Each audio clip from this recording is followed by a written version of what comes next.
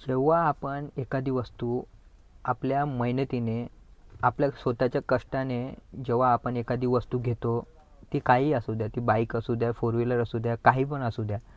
ती वस्तू जेव्हा आपण घेतो आणि जेव्हा आपल्याला ती विकायची वेळ येते, तेव्हा तो जो क्षण असतो भावांनो, ती जी वेळ असते ना, ती खूप खराब असते भावांनो, खूप.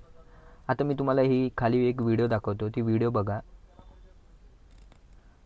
आता ह्या भावाने त्याची गाडी, त्याची परिस्थिती वाईट असेल म्हणून तो विकतोय. त्याच्या हातात बघा नोटाचा बंडल आहे, पण तो त्या पैशाकडे नाही बघत, त्या बाईककडे बघतोय आणि रडतोय. तो त्याच्या मेहनतीने, त्याच्या कष्टाने ती गाडी घेतली असेल त्यांनी, म्हणून तो एवढं रडतोय. आपण जेव्हा एखादी वस्तू घेतो ना भावानं आणि त्याला विकतो ना, त्याचं दुःख काय असतं ना, ते मला माहिती आहे.